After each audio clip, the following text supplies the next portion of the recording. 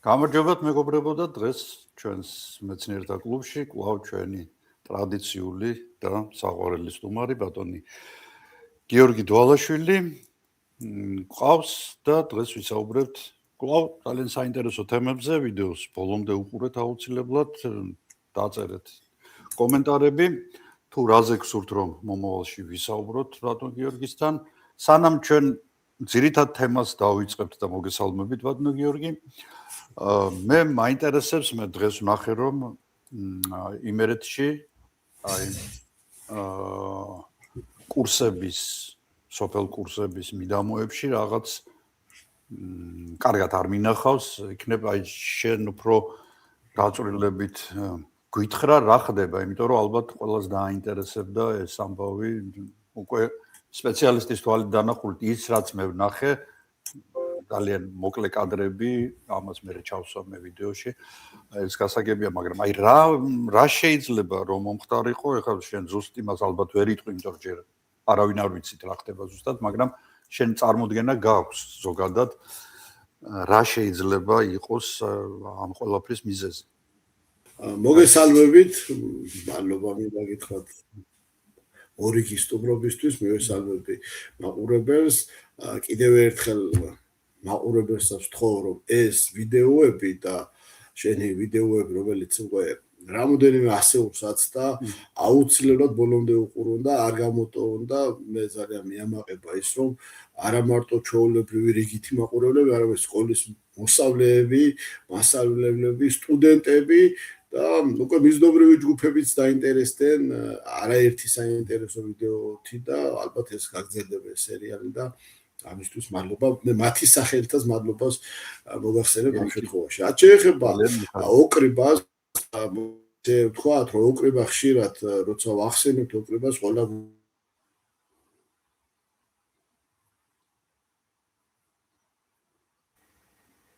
ხო არ გაწყდა სიგნალი. კი აი ხა ჩაერთო. ისმის ხო რა გადასაღებად კი ხმა ისმის. კი ხმაც ისმის ეხა გამოსახულებას დავბრუნდა. ხო, ესე იგი ძირითადად ოკრიბა, როდესაც ოკრიბას ვახსენებთ ხოლმე ჩვენ ხშირად გვახხოლმე ესე გეოგრაფიულ პროვინციების საუბარი, ოკრიბა ზოგჯერ გონიათ ხალხს დიდუბეში არსებული ავტოსადგური, ის უფრო ცნობადია და მასზე უფრო მეტი ინფორმაცია აქვს და ცდომა ვიდრე თქვათ საქართველოს ერთ-ერთ ლამაზ კუთხეზე. ოკრიბა ძირითადად მაინც მოიცავს ტყიბულის მუნიციპალიტეტს, უფრო მეტად მოიცავს ის წყარწითელას ხეობას, ეს ისეთი ლამაზი ხეობა არის. ხრესილი ეს საინტერესო ადგილი ფაქტიურად ოკრიბის ერთ-ერთ ცენტრალურ ადგილს წარმოადგენს და ოკრიბის ამ ტერიტორიაზე ხრესილთან ახლოს წყარწითელას ხეობაში არის სოფელი კურსები.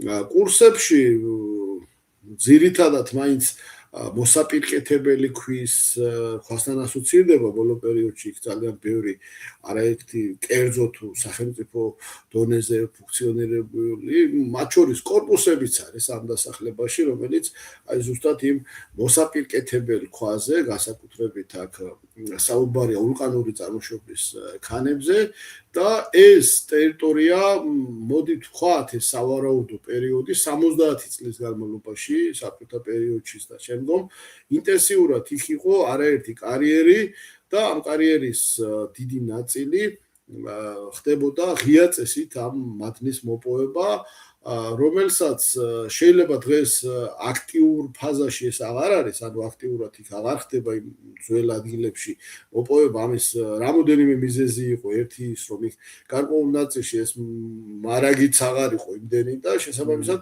მისასვლელი გზებიც აღარ იყო ისეთი და ანუ რაღაც გარკვეულ პერიოდში იგივე საბჭოთა პერიოდის შემდგომ იქ მოპოვება ესე ინტენსიურად აღარ გაგრძელდა. მე ვიცი რომ აი მოსკოვის ერთ-ერთი მეტროც კი არის მოპირკეთებული კურსების ეგრეთ წოდებული გრანიტით ხო?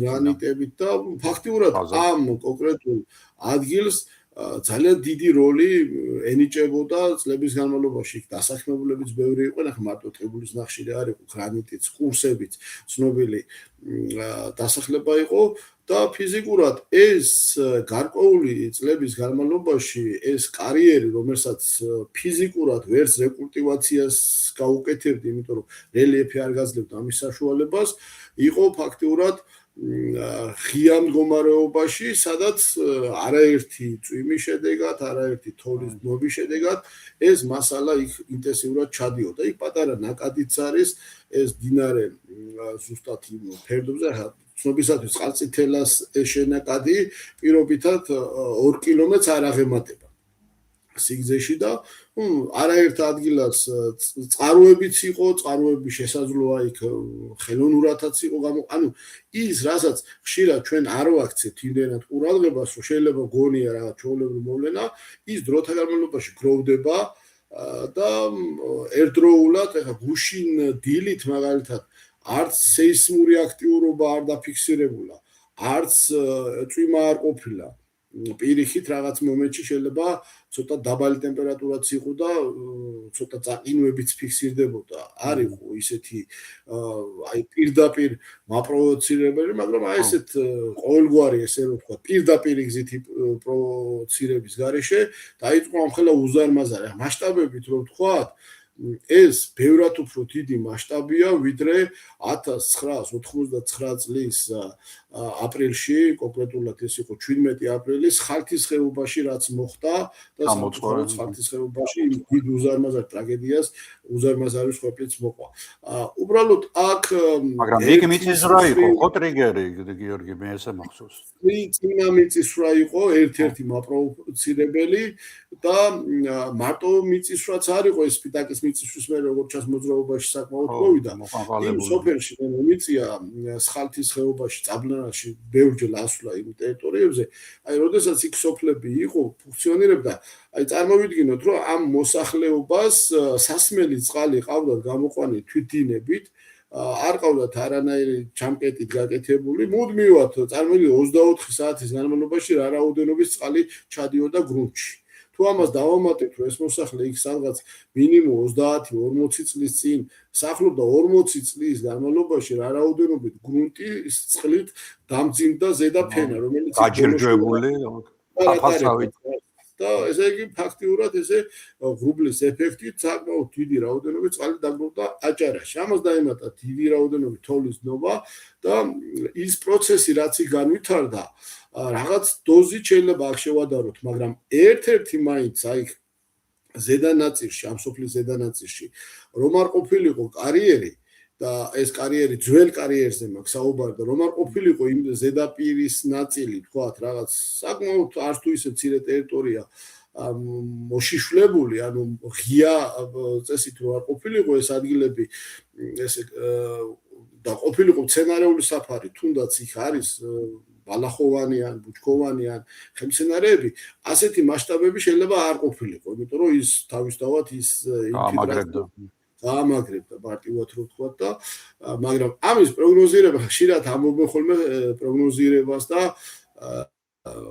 აი ხა წინას ვერავინ ვერ გათვლიდა რომ ეს ხევი თქვათ 12 მარტს განვითარდებოდა იქ ესეთი საკმაოდ მასშტაბური გეოდინამიკური პროცესები. ამის პროგნოზირება ცოტათი კონკრეტულ მასშტაბებით არც თუ ისე ადვილია, თუმცა ჩვენ ერთ საინტერესო ფაქტსაც ვიტყვი და ამ ფაქტსაც უნდა გავაკეთოთ აქცენტი. ეს რა არის, იცით, ხა დღეისათვის დღევანდელი ტექნოლოგიებით 2026 წელია და ჩვენ რასაკვირველია იმ ქვეყნებს, რომლებიც არაერთ საინტერესო ტექნოლოგიებს ფლობენ, რაღაც ფორმით შეგვიძლია მათთან ან თანამშრომლობა, ან იქიდან რაღაცების სწავლა.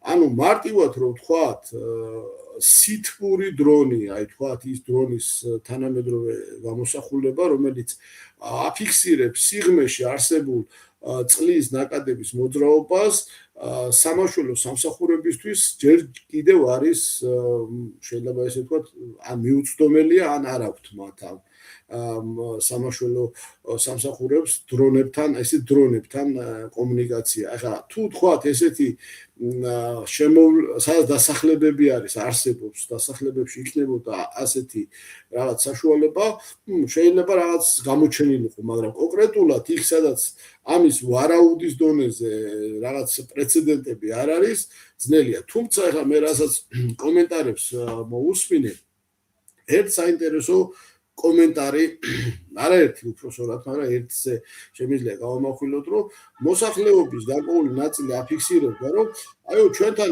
სოფელშიო რამოდენიმე დღის წინ სახლებზეო გაჩნდა ნაპრალები. ესე იგი მოსახლეობამ, როდესაც ესეთი ნაპრალები დაინახა, ან არ მოახდინა მასე რეაგირება, ან მოახდინა რაღაც ისე, რომ ჩათვალა, რომ ეს არაფერს არ ნიშნავდა. თუმცა მეწყრული პროცესი არის ის მოვლენა, რომელიც ყოველთვის გაძლევს რაღაცა მინიშნებას.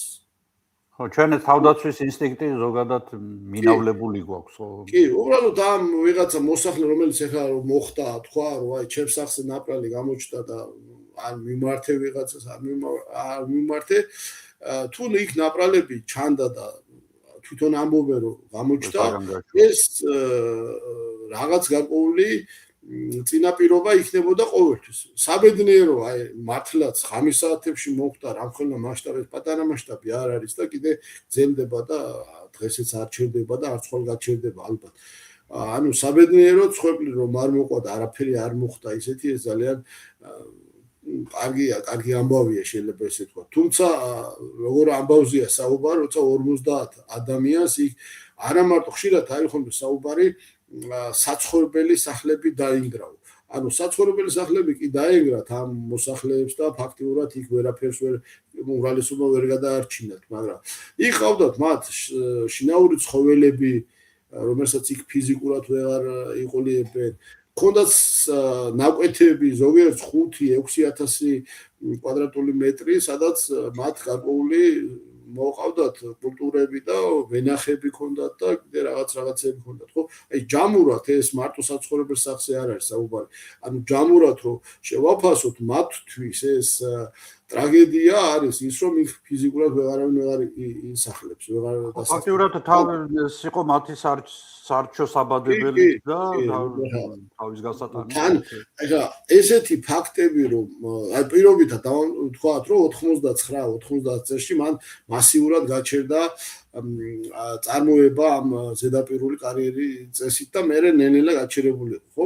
ახლა 90 წლის შემდეგ, როდესაც იქ ინტენსიურად ხდებოდა მოპოვება, აგერ მოხდა არც თუ ისე შორს კურსებიდან ეპიცენტრი ისეთ მანძილზე იყო დაშორებული რაჭა-იმერეთის მიწისძვრისას, რომ თუ რაღაცა მან იქნებოდა მოძრავი სხეული, ისეთივე მაპროვოცირებელი იქნებოდა, როგორც სპიტაკის მიწისძვრის შედეგად პროვოცირება მოხდა სხალთაში, ხულოში, ბევრად უფრო შორ ტერიტორიაზე, ხო? მის მერე კიდევ არაერთი სხვათა შორის რაჭის ქედზეც, ანუ იგივე ნაქერალას მონაკვეთზე ბოლო 30 წლის მონაცემებს რო გადავხედოთ, არაერთი მიწისძვრა მოხდა. ისეთი მიწისძვრები მოხდა, რომელსაც პირდაპირ შეეძლო პროვოცირება მოეხდინა ამ პროცესებთან. ასევე უნდა ვთქვათ, რომ გასულ წელს უფრო მეტი ნალექი მოვიდა, აი დაახლოებით ალბათ 3 თვე აქ თოვლი იყო ამ სოფელში, მერე ეს თოვლი ინტენსიურად დალგვა წვიმის სახით და გასულ წელს უფრო მეტი შანსი იყო იმისა, რომ როგორც ახლა ხარაგაულში დაიწყო ინტენსიური თქვათ იმ სოფლების პრობლემები გაჩნდა, ახაც იგივე უნდა გაჩენილიყო. ანუ წელს არ იყო ისეთი წინაპირობა ზოგადად ხო შევხედოთ, მაგრამ სინამდვილეში ის ბუნებიდან წამოსული, ხო? კი, რაც იყო საკმარისი აღმოჩნდა იმისთვის, რომ ახლა მასშტაბები ყოფილიყო და ის მასშტაბები, რასაც ახლა ჩვენ ვუყურებთ ვიდეო და სხვადასხვა საშუალებებით და ამ კონკრეტულ ტერიტორიაზე მინდა ვთქვა, რომ რამოდენიმეჯერ ვარ ნამყოფი, აი მაგალითად 10 წლის წინ, როდესაც ჩვენ იმერეთის ღირსშესანიშნავ ძეგლებს ვაჯგუფებდით, აი კურსების ეკლესია, კურსების თვითონ სოფლის ღირსშესანიშნაობა, სხვათა შორის ამ სოფელში, აი მეწყერთან ახლოს რამოდენიმე საოჯახო სასტუმრო ფუნქციონირებდა და ეს უსვავს ხალხს. ულამაზესი ადგილებია ეკოტურიზმის ეს ტერიტორია ღელათთან ახლოს არის, მოწამეთასთან ახლოს არის და თვითონ წყალწითელას ხეობა საოცარი სილამაზეს. ცოცხალი სოფელი იყო და იმეც ვიტოვებთ, რომ იქით ამ მხარეს წყალწითელას მარჯვენა მხარეს არსებული ხა სოფელი მაინც არის პირობითად თქვათ 3 ნაწილადაც არის გაყოფილი და ეს ახეთა მხარეს შედარებით უფრო ცოტა ნაწილია სოფლის და მარჯვენა მხარეს საბედნიეროდ რაც ინფორმაცია იქით არ ხდება ასეთი პროცესების განვითარება და ეს იყო ბუნებრივი პროცესი, რომელიც მეწყრულ ამ დიდი ბლოკური უზარმაზარი მეწყრული პროცესის მოძრაობას მოყვა შედეგად და ფაქტიურად ეს პროცესი იმდენად მასშტაბი არის, ახლა 40 ჰექტარამდე, საკმაოდ ახლა ცნობისათვის 40 ჰექტარი ზოგ სახელმწიფოს ფართობი არ აქვს და ჩვენ ეს მეწყერი აგერ საკმაოდ დიდ ფართობზე დავუვითარებთ. თორემ საქართველოსთვისაც მით უმეტეს საქართველოს. კი, ახლა აი თუნდაც ის 40 ოჯახი, რომელიც აქ მუდმივად ცხოვრობდა და ახლა საბედნიეროა ის საინტერესოა ის, რომ აი ფაქტიურად ამ სოფელში უმრავლესობა ოჯახები მუდმივი მაცხოვრებლები იყვნენ და არ იყო თქვა 40-დან 35 არ იყო დაკეტილი სახლი, რომელიც სხვა მხარეებში და სხვა სოფლებში, სხვა მუნიციპალიტეტებში, ახლა აი ჩემთვის დმანისის მუნიციპალიტეტში, სადაც წესით უნდა იყოს უფრო მზარდი მოსახლეობის რაოდენობა, იქ არაერთი სოფელი შეხვდა, ნასახლარები შეხვდა, დაკეტილი სახლები შეხვდა ბევრი და ოკრიბის ამ სოფელში მოსახლეობა ინტენსიურად ცხოვრობდა. ქუთაისთან ახლოს იყო რაღაცა კომუნიკაციები. ხშირად მეკითხებიან, რა მენატრება ყველაზე მეტად აქ, ევროპაში. რა თქმა უნდა, ხალხთან ერთად ჩვენი მიწისურნელი და ის გემოები, რომლებსაც ვერაფრით შეცვლი. სწორედ ამიტომ მინდა გაგიზიაროთ Taste of Georgia-ს პრემიუმ ნაკრები. ეს არ არის უბრალო საჩუქარი. ეს არის ყუთში მოთავსებული საქართველოს ნაწილი. ხსნით ნაკრებს და იქ ხვდებათ მზით გაჯერებული ჩურჩხელა, სურნელოვანი სვანური მარილი, ცხარე აჯიკა და კავკასიონის ფერდობების ყვავილების თაფლი. და რა თქმა უნდა, მისი უდიდებულესობა ქართული ღვინო. განსაკუთრებულ ეფექტს ქმნის სუფრა, რომელზეც ჩვენი საამაყო ანბანია მოკარგული და თბილისური აივნის ხის სუვენირი. ეს ის დეტალებია ნებისმიერ გარემოს ქართულ მუხტს რომ სცენს.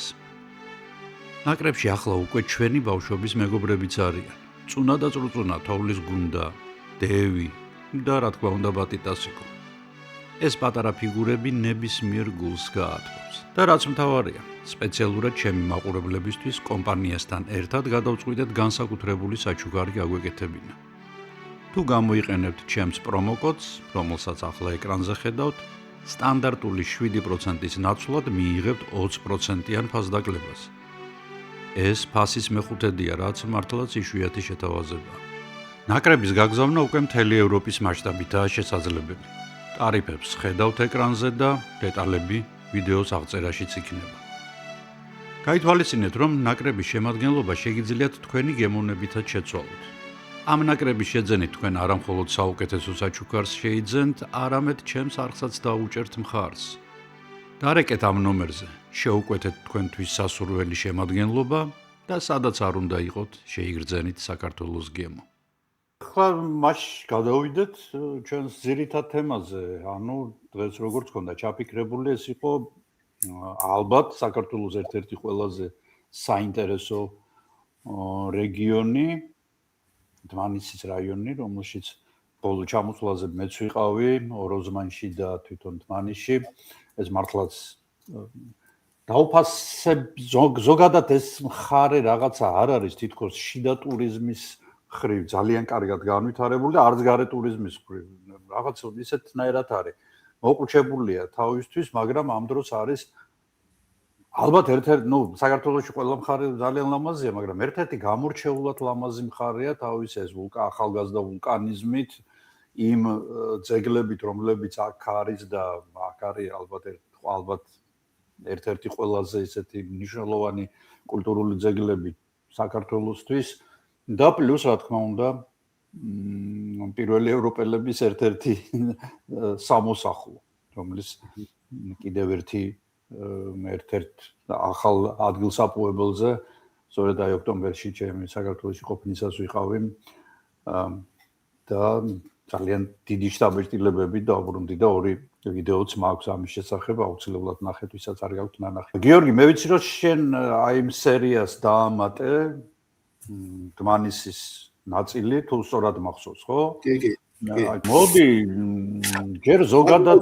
წიგნი გამოვიდა, ახლა ნალადად არ ველოდი, აი ახლა მოწმობის 220 გვერდამდეა ფაქტიურად და ანუ როდესაც ჩვენ დმანისზე გავაკეთეთ აქცენტი, მიუხედავად იმისა, რომ დმანისის მუნიციპალიტეტი ხა ფართობით ცოტათი მეტი კი არის, მაგრამ სოფლების რაოდენობით ჩამორჩებოდა წალკას, მაგრამ ფაქტიურად წალკის მსგავსი, თითქმის იდენტური მოცულობის წიგნი გამოგვივიდა და ამის საშუალება ჩვენ მოგცა იქ არსებულმა დასახლებულმა პუნქტებმა, ბუნებრივმა თუ ისტორიულმა მემკვიდრეობამ.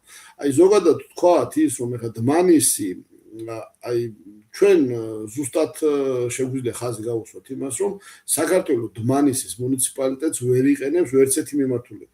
ანუ ამხელა უზარმაზარი ბრენდია, ხო, შეიძლება სოფლიო მნიშვნელობის არის. ხო, ეხლა დმანისი ალბათ არ არსებობს არქეოლოგია ან ანთროპოლოგი ან პალეონტოლოგი, რომელმაც დმანისი არ იცოდეს. ხა საქართველოს შეიძლება არ იცოდეს, მაგრამ დმანისი იცის. კი ბატონო. და ეხლა რა გვაქვს რეალურად აქ? ეხლა რეალურად გვაქვს ის, რომ თბილისიდან ზუსტად 100 კილომეტრის მოშორებით ამ ტერიტორიაზე მუზეუმი, აი თუნდაც ის მულაჟები, რაც იქ არის ერთ-ერთი ყველაზე სანახავი, სეზონურად მოაქვს თბილისში. ეხლა მე ამას იმიტომ კი არ ვამბობ, რომ აი რაღაც ჩასაფრებული პოზიცია მაქვს და რაღაც. უბრალოდ ფაქტია ის, რომ ჩვენ გვაქვს დმანისი, სოფლიო მნიშვნელობის უნიკალური გამორჩეული ობიექტი და მას ვერ ვტვირთავთ.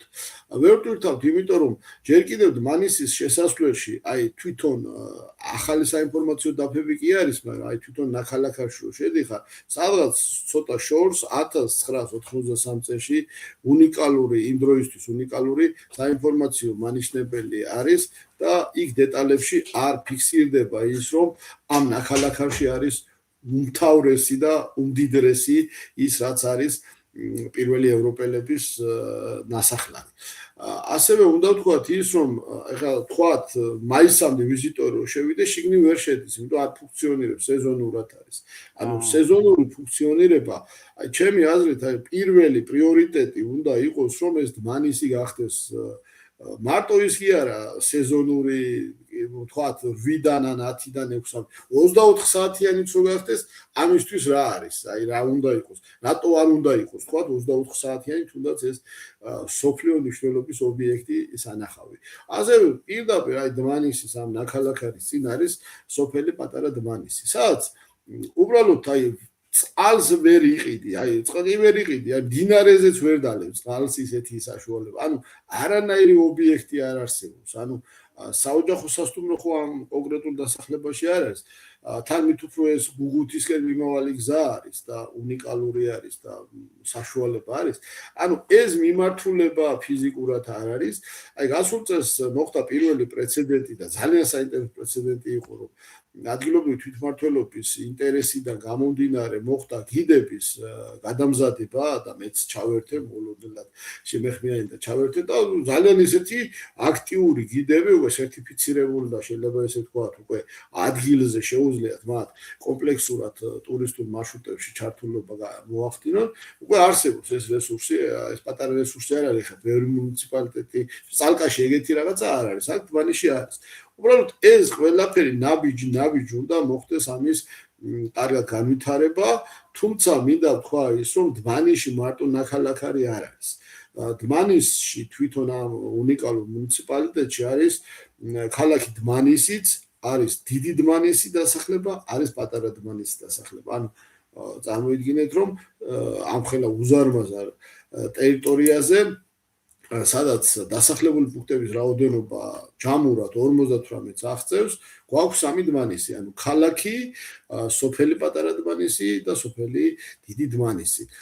და ამის პარალელურად უნდა ვთქვათ ის, რომ იქაური სოფლები, ტოპონიმები, რომლებიც ძალიან გამორჩეული ტოპონიმები არის, ფიზიკურად არა მარტო არქეოლოგების, ასაკური არქეოლოგებიც მნიშვნელოვანია და მარტო ამ სოფლებში კი არა, აგერ ოროზმაშიც სრულიად ნაკლებად მოსალოდნელ ადგილას ფიზიკურად ოროზმაში, სადაც აღმოჩენა გაკეთდა, შეიძლება იქ არც არავის ეფიქრა, რომ იქ რაღაცა იქნებოდა, ხო?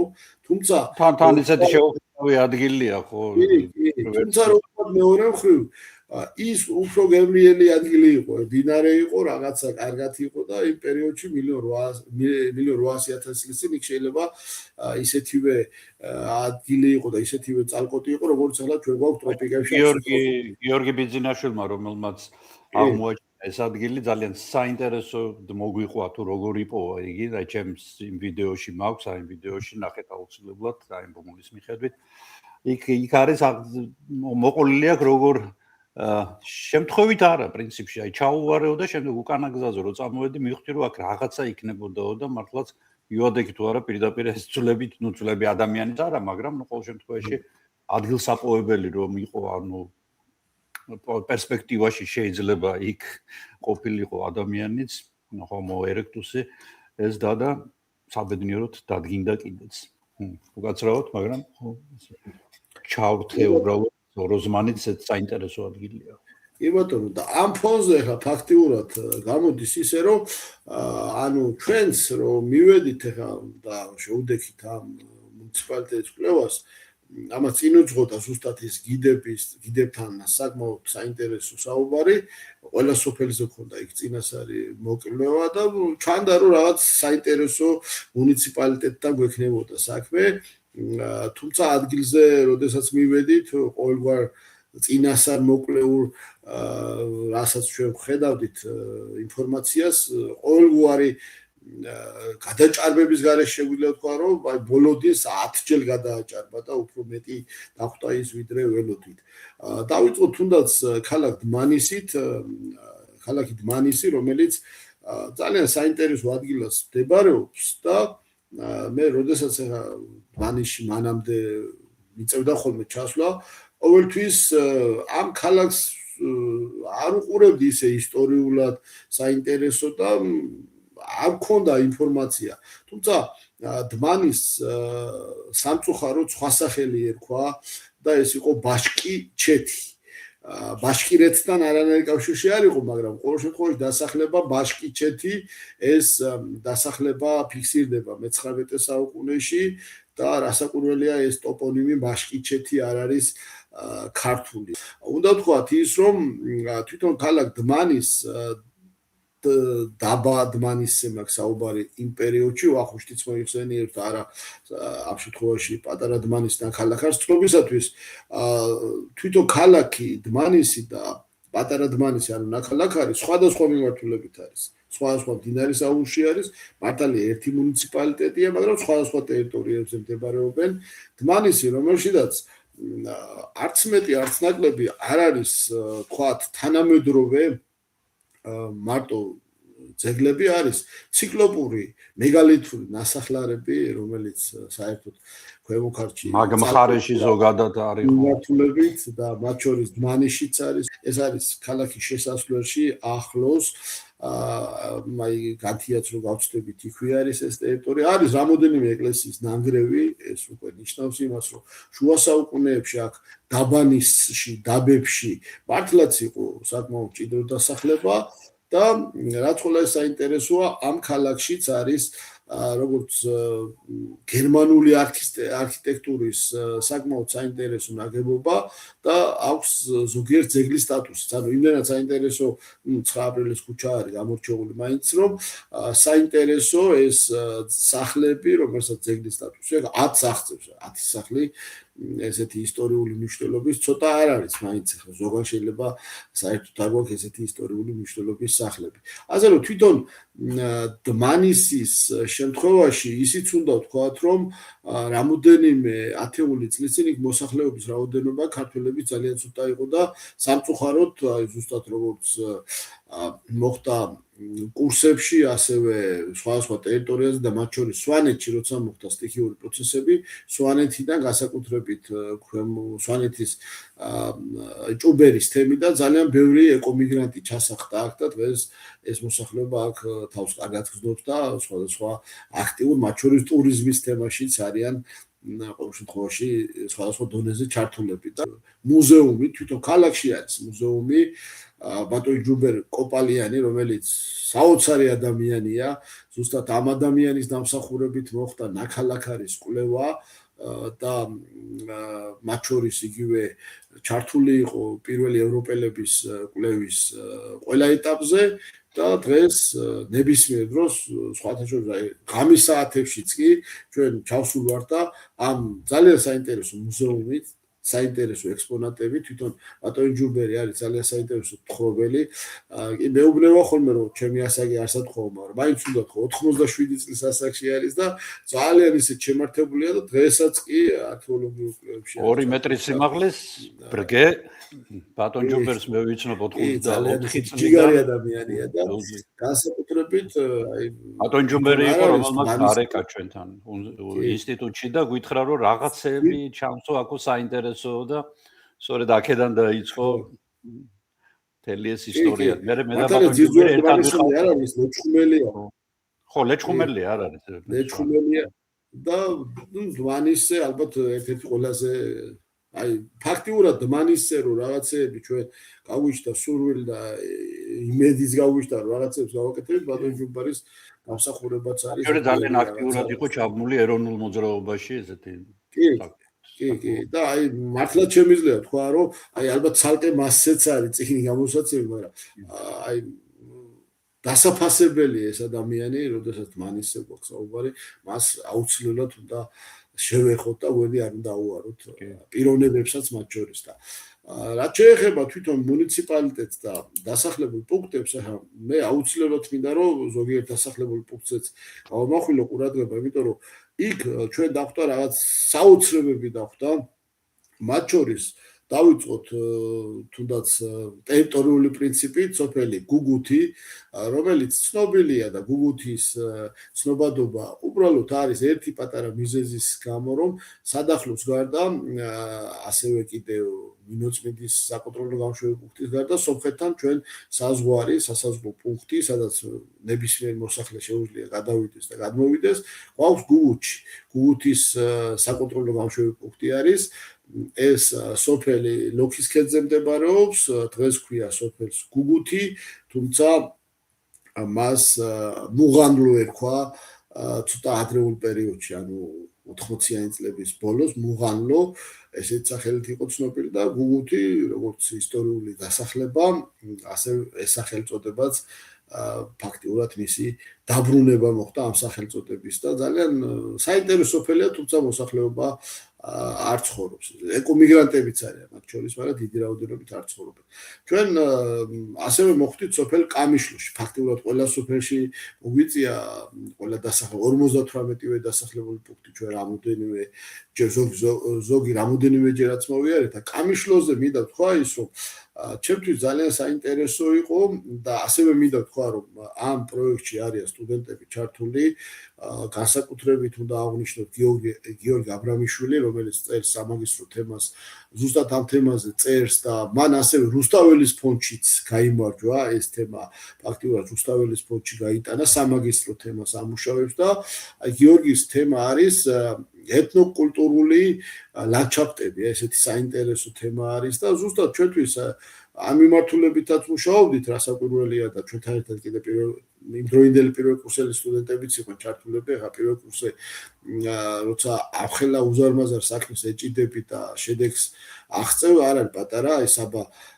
დარბაიძე და ირინე გაფრინდაშვილი აქტიურად იყვნენ ჩართულები და აი უკვე მე გამეხარდა რომ აი მათი ჩართულობა ძალიან მნიშვნელოვანი იყო ამ პროექტის ფარგლებში და ნახეთ იქ რომ ამ კონკრეტულ დასახლებულ პუნქტში გვითხრეს ესეთი რაღაცა რომ ერთ კონკრეტულ ფერდობზე ანუ სადაც ეს კამიშლო მდებარეობს ცხოვრობენ თურქმანული ტომის აზერბაიჯანელებიო და მეორე გვერდით არის ესეთი საინტერესო სოფელი ლოქჭანდარი იქ სპარსული წარმომავლობის აზერბაიჯანელებიო ანუ ესეთიც კი აი ფაქტობრივად ერთ ხეობაში მათ შორის რამოდენიმე კილომეტრია ხოლმე დაშორება ესეც კიდევ ამ მუნიციპალიტეტს მრავალფეროვანს ისედაც ბუნებით კულტურული მემკვიდრეობით ხალხის მრავალფეროვნებითაც ძალიან ისეთ საინტერესოს ხდის და აი ეს მინდა ხაზი გაუსვა ამას რომ აი ფაქტიურად ჩვენ სადაც მივდიოდით რომელ სოფელშიც მივდიოდით ყველგან იყო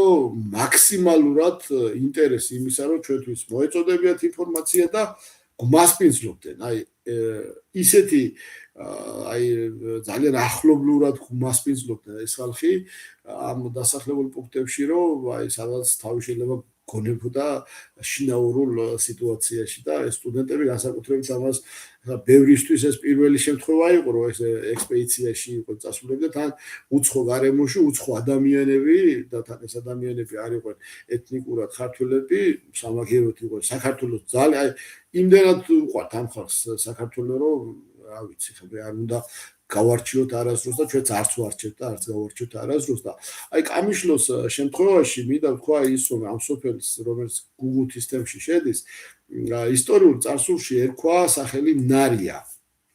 ეხლა ეს საკითხიც მინდა აი როცა დმანისზე გვაქვს საუბარი, ვახსენოთ, სხვათა შორის ყველა სოფელზე ვიცით ჩვენ სახელები რა იყო ძველი და უბრალოდ ეს არ არის ისეთი ქმედება, რომ აი თქვათ რომელიღაცა სახელი სოფელს არაქართული ტოპონიმი შევცვალოთ ქართულით, იმიტომ რომ იქაური მაცხოვრებელი გავაბრაზოთ. არა, ეს არ არის ამის მოტივი ჩვენ არ გვაქვს. აქვე უნდა აღვნიშნო ის, რომ ეს სახელები ერქვათ და ეს ხალხი რომ დაასახლდნენ, მერე გადაარქვეს. და ამ თემაზე წლების განმავლობაში მუშაობდა ერთი დიდი მეცნიერი ქართველი, კარგი მეცნიერი კობა ხარაძე, რომელიც სამწუხაროდ COVID პანდემიის დროს გარდაიცვალა და მას აქვს დეტალურად ყველა სოფელზე, მათ შორის მარნეულში, წალკაში, სხვათა შორის წალკაში ზოგიერთ სოფელს რო სახელები შეუცვალეს კი არ შეუცვალეს, ძველი ისტორიული სახელები რო დააბრუნეს, ზუსტად ბატონი კობას დამსახურება იყო და მას ასევე ჰქონდა ცდელობა, რომ დმანისშიც ყოფილიყო ესეთი პრეცედენტი. კამიშლო ასევე ქალაქი ყოფილა სირიაში. და თან ყოფილა ქურთები დასახლებული და საკმაოდ არც თუ ისე პატარა დასახლებული ტერიტორია ყოფილა, მაგრამ ძველი სახელი ნარია, რომელიც ისტორიულ უკებში ფიქსირდება, ყოველ შემთხვევაში მისი ნარიას თვითონ სიტყვა ნიშნავს ცეცხლს, ალის ბრიალს, ესეთი ახსნა განმარტებაც არის ამ სიტყვის და აქაც არის ძველი ეკლესია, რომელიც შუა საუკუნეებით თარიღდება, ნასახლარია უпроსორად და ძალიან საინტერესო სოფელი. შემდეგ მეზობელი სოფელი არის ლოქჭანდარი. ეს ლოქჭანდარი ლოქის ქედზე მდებარეობს, ლოქი ეს ერთ-ერთი საინტერესო ქედია საქართველოში. ისტორიული დასახლება ამ სოფლისა იყო ლოქი. ეხლა სიტყვაზე ლოქჭანდარის ნაცვლად თუ მარტო დარჩება ლოქი სახელი, არ იქნება ცუდი. ძალიან საინტერესო არის ლოქის ციხეც, ლოქის უღელტეხილი და ლოქის ქედი. ანუ ეს სოფელი ფაქტიურად ამ ქედთან, უღელტეხილთან, ციხესთან ახლოს მდებარეობს და თუ სიტყვაზე ახლა ამაში ცუდი ნამდვილად არაფერია, რომ ის ჭანდარი მოეცილება და დარჩება მარტო ლოქი, უფრო ისტორიულ რეალობასთან ახლოს იქნება და საინტერესო იქნება ნამდვილად. გავაგრძელოთ ჩვენ გზა და შემდეგ დასახლებულ პუნქტს შევეხოთ. ეს არის ირგანგ-ჩაი, ესეთი დასახლებულ პუნქტია. უნდა ვთქვათ, რომ ეს ყველაზე დიდი სოფელია ამ დასახლებულ პუნქტი 58 სოფელ შორის, ყველაზე დიდი სოფელი არის ირგანგ-ჩაი. მოსახლეობა აბსოლუტურად უმრავლესობა არის აზერბაიჯანელი მოსახლეობა და ცხოვრობს სომხეთის საზღვარზე. არასდროს აქ არანაირი კონფლიქტი არ ყოფილა, როგორც თვითონ ადგილობრივები გვეუბნებიან და ძალიან ისეთი აი რომ დავხედავთ საქართველოს კუთხეს, რომ დავხედავთ ხოლმე აი უკიდურეს სამხრეთით.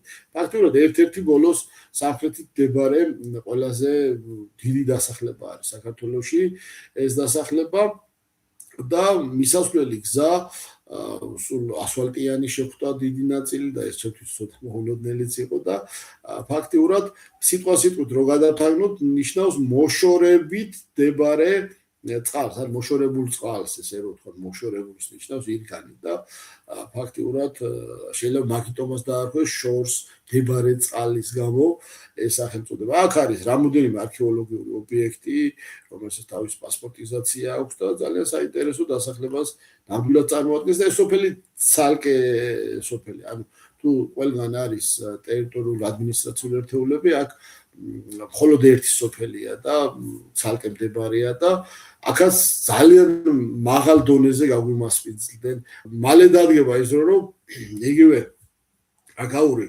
ქაბაბი ან აზერბაიჯანული სხვადასხვა საკვები პოპულარული გახდება და ძალიან ბევრი ვიზიტორი ამ საკვებს დააგემოვნებს და ჩვენ ეს შევხვდა ეს. ონო აზერბაიჯანული სამზარეულო უგემრიელესია, რა ვიცი. განსაკუთრებით ხორცეული, თევზეული. სამზარეულოს და განსაკუთრებით ახლა მნიშვნელოვანია და ალბათ საქონელი და ცხვარი ყავთ არა ეს ამ კი, მესაქონლეობა მე ცხვარეობა ეს აქვს და განსაკუთრებით მე რამოდენიმეჯერ დავესარი აქვე ვიტყვი იმას რომ მათ ძალიან კარგად ძალიან მაღალ დონეზე აქვს თავიანთი დღესასწაულო სუფრა მოწყობილი ნოვრუზ ბაირამის დროს და აი ამ დღეებში მათ აქვთ ეს დღესასწაული და ყველა ამ თემის წარმომადგენლებს მინდა მიულოცო ეს დღესასწაული და ამბილად თავარ დღესასწაული შეიძლება ესე ვთქვათ რომელიც დღე და ღამის ტოლობას უკავშირდება და ძალიან ისეთი საინტერესო დღე არის. ასევე უნდა ვთქვათ ჩვენ ახლა შემდეგ სოფელზე მაშავერაზე მაშავერა ასევე დიდი მდინარეა და სოფელსაც ასეთ სახელწოდება ქვია. მაშავერაც არ არის პატარა სოფელი, საკმაოდ ბევრი მოსახლე ცხოვრობს, ისტორიული არის.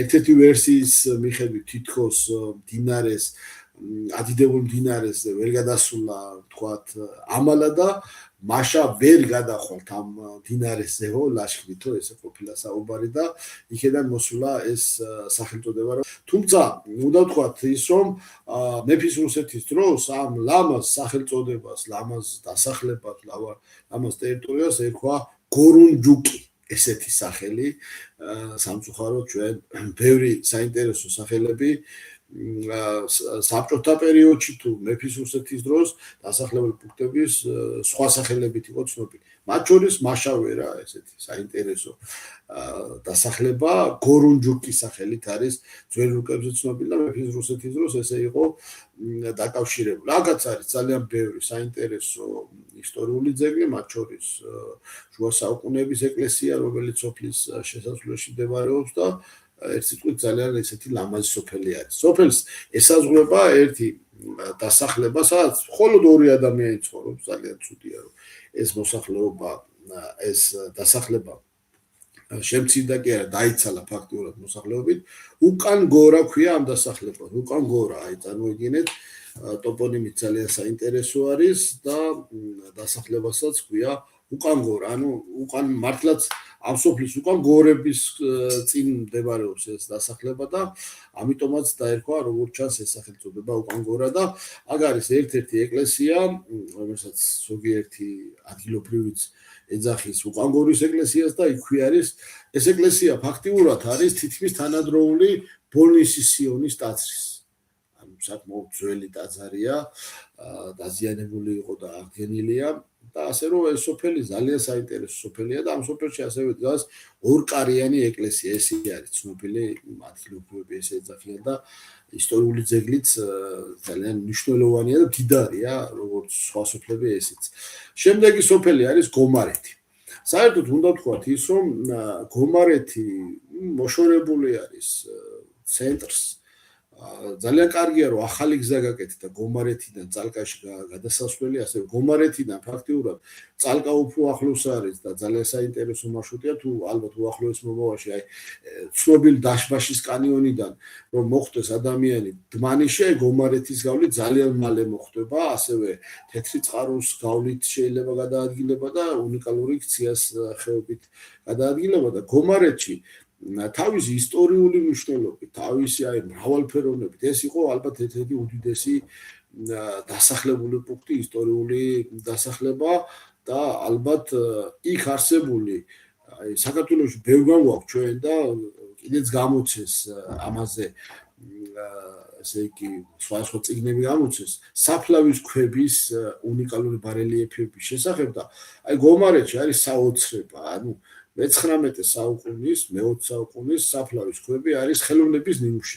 და აი ფაქტიურად საბედნიეროდ ამას ძეგლის სტატუსი აქვს, მაგრამ აი მნახველი ცოტაა და მე ვფიქრობ, რომ არა აი დვანიში თუ ჩახვალ იქაც 40 წუთის სავალი გზა არის და ძალიან ბევრი ისტორიული ძეგლია, ძალიან გამორჩეული ადგილია გომარეთი და ძალიან ბევრი აი ვახუშტის რუკას რო გადავხედოთ აი თვითონ გომარეთის და მიმდებარე ტერიტორიებზე აი როგორც სოფელში, ასევე მიმდებარე ტერიტორიებზე არაერთი ქართული დასახლება იყო. ერთ-ერთი ვერსიით გომარეც ადრე ქვათეთრისი ერქვა, ძველი სახელწოდება მისი ესეთი იყო ქვათეთრისის სახელწოდებით, თუმცა მიმდებარე ტერიტორიაზე არაერთი ალბათ ჯამურად შეიძლება ვთქვათ, რომ მარტო სოფელ გომარეთში რაც არის 25-მდე უძრავი ძეგლის სტატუსის მატარებელი ობიექტია და ეს 25-ვე რო ვთქვათ ვიზიტორმა ნახოს ან ვთქვათ მასე მისასვლელი აი მე ხშირად მიწევს ხოლმე ამ ფრაზის ხსენება როგორც ახლა დმანისთან ასოცირდება არქეოლოგიური ექსპედიციები არქეოლოგთა კვლევები არქეოლოგი მკვლევარები ხშირად ჩადის და ეს ფაქტიურად არის სამეცნიერო ტურიზმი ხო უნიკალური მიმართულება და უმდიდრესი მიმართულება საერთო ტურიზმისა თუ ამ მიმართულებით ჩვენ ხაზს გავუსვათ ასევე შეიძლება აქ ამ უნიკალური ადგილების მიმართ იგივე ბარელიეფზე, ქვებზე, აი ხელოვნების ნიმუშებზე არაერთი სხვადასხვა საერთაშორისო თქვათ ვიზიტების დაგეგმა და გომარეთი ამ ხრივ ძალიან გამორჩეული არის. გიორგი, მე ხომ არ მეშლება, გომარეთში არის მეგალითური კი, გომარეთს კი, რამოდენიმე მეგალითი აქვს. უფრო მეცაც ვიტყვი, აი გომარეთის საზღვარზე აი ძალიან პატარა ტერიტორიაზე მე ეს შეგვიძლია ჩვენ ფოტო და ვიდეო მასალები მაყურებელსაც ვაჩვენოთ არის 6 ტბა.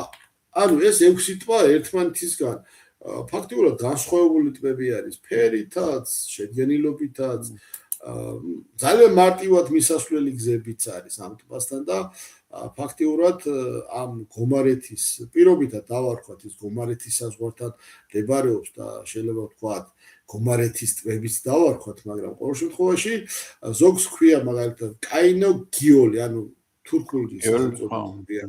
ჩამლა გიოლი, ანუ გიელი, ანუ ეს ტბის სახელწოდება არის. ანუ მთლიანობაში ეს 6 სხვადასხვა ზომის და სხვადასხვა სიღრმის და სხვადასხვა მოცულობის ტბა ძალიან ესეთი კარგი გარემოა განსაკუთრებით ზაფხულის. ჩვენ არ ვართ განებივრებულები ტბებით და ამდენად. კი, და თან ეს ძალიან პატარა, როგორ არის, აი ფეხით რო შემოვილი 6-ვე ტბის კონტურებს ძალიან სწრაფად და ეს ძალიან სანახავად ძალიან მნიშვნელოვანი და კარგი ადგილი არის და მე ვფიქრობ, რომ ეს როგორც ახლა გეიზერებზე ჩვენ ხონდა საუბარი ამ რამდენიმე დღის წინ გეიზერები გახდა დღეს ერთ-ერთი ყველაზე მონახულებადი მიმართულება საქართველოში ტამბოვკავსთან ფარავნის ტბის წინ კერძო საკუთრება არის თუ თავიდან უფასოდ შედიოდა უკვე ფასის დაადეს და ესეთი მოსანახულებელი ობიექტები მარტივად პიარდება მათ შორის იმიტომ რომ მაინც ჩვენ მოგზაურებს გვაქვს იმის ამბიციას ამსურველი რომ რაღაც სიახლე და კარგი ვნახოთ და რაღაცა მერე ის უბრალოდ ვოკლუზებია ხო ეს გეიზერი არ არის ეს ვოკლუზები არის საიდანაც წყალი ჩამოდის მერე ქარი ძლიერი ქარი ხეჭავახეთის ქარი შედეგად ის